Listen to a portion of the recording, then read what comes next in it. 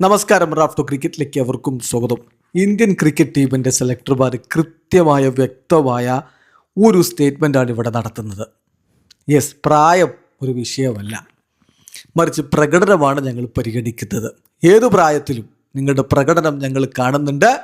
Indian ടീമിൻ്റെ വാതിൽ തുറന്നേക്കാം. Yes, ഓക്കിബ് നബിയെ ടീമിലേക്ക് എടുത്തല്ലോ. 29 വയസ്സാണ് താരത്തിന്. ജസ്പ്രീത് ബുംറയ്ക്ക് പകരം ഓക്കിബ് നബി കഴിഞ്ഞ രഞ്ജി ട്രോഫി സീസണിലൊക്കെ പൊളിച്ചടുക്കിയതാണ്. സാരാൻഷ് ജെയിനെ ടീമിലേക്ക് എടുത്തിരുന്നു. ഓൾറെഡി അദ്ദേഹം സ്ക്വാഡിലുള്ളയാളാണ്. 33 വയസ്സാണ്. Maiden call-up. അപ്പോൾ ഇത് കൃത്യമായൊരു സന്ദേശമാണ്. ഹർഷ ബോഗ്ലെ പറഞ്ഞതാണ് എൻ്റെ ശരി. The selection of Auqib Nabi Dar and earlier of Saransh Jain is an encouraging sign for performers in domestic cricket. It doesn't matter how old you are. If you keep performing there is a window of opportunity open for you. അതാണ് ഹർഷ ബോഗ്ലെ കുറിക്കുന്നത്. ഒക്കിബ് നബിയുടെയും അതുപോലെ തന്നെ സാരാൻഷ് ജെയിൻ്റെയും ആ ഒരു call-up എന്ന് പറയുന്നത് കൃത്യമായൊരു സന്ദേശമാണ്. നിങ്ങൾ നന്നായി പെർഫോം ചെയ്യുന്നുണ്ടോ? നിങ്ങളുടെ പ്രായം വിഷയമല്ല. നിങ്ങൾ നന്നായി പെർഫോം ചെയ്യുന്നുണ്ടോ?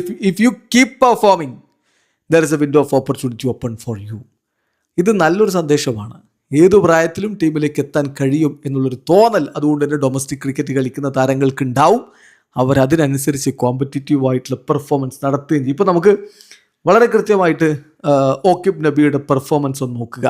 അതിൽ കാര്യം വളരെ കൃത്യമായിട്ട് നമുക്ക് മനസ്സിലാക്കാൻ പറ്റും. പോയ സീസണിൽ ജമ്മു കാശ്മീരിനെ കിരീടത്തിലേക്ക് കൊണ്ടുപോയി രഞ്ജി ട്രോഫിയിൽ. First Jammu and Kashmir bowler to bag 50+ wickets in a season. Then നോക്കുക, the first Jammu Kashmir bowler to top the bowling charts in a season. The third highest wicket tally among fast bowlers for a season. ഇതൊക്കെ അദ്ദേഹം സ്വന്തമാക്കിയതാണ്. ഒക്കിബ് നബി ശരിക്കും പറഞ്ഞാൽ അദ്ദേഹം ആ ഒരു രഞ്ജി ട്രോഫിയിലെ ചരിത്രം തിരുത്തി കുറിച്ചു.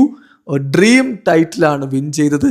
ഇപ്പോഴിതാ ഇന്ത്യൻ ടീമിലേക്കുള്ള അദ്ദേഹത്തിൻ്റെ മെയ്ഡൻ കോളപ്പ് കൂടി വന്നിരിക്കുന്നു. പോയ സീസണിൽ 17 ഇന്നിങ്സുകൾ 60 വിക്കറ്റുകളാണ് അദ്ദേഹം പിഴുതത്. 12.56 ആവറേജിൽ. Economy rate 2.65. 24 റൺസിന് 7 വിക്കറ്റ് എടുത്താണ് ബെസ്റ്റ് ബൗളിംഗ് പ്രകടനം.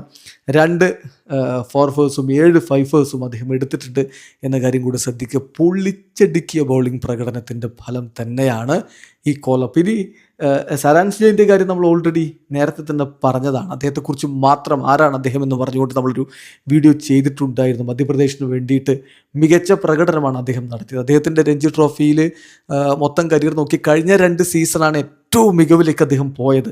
97 ഇന്നിങ്സുകൾ, 188 വിക്കറ്റുകൾ, 27.3 ആവറേജ്, 54.3 സ്ട്രൈക്ക് റേറ്റ്.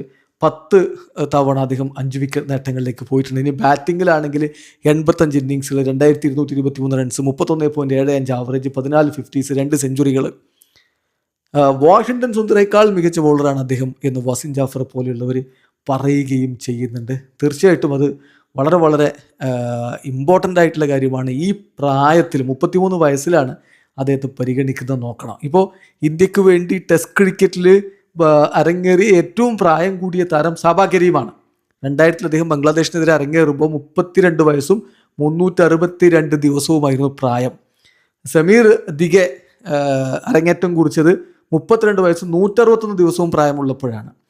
അതുപോലെ സൂര്യകുമാർ യാദവ് ഇന്ത്യക്ക് വേണ്ടി ടെസ്റ്റിൽ അരങ്ങേറ്റം കുറിച്ചത് 32 വയസ്സും 148 ദിവസവും പ്രായമുള്ളപ്പോഴാണ്.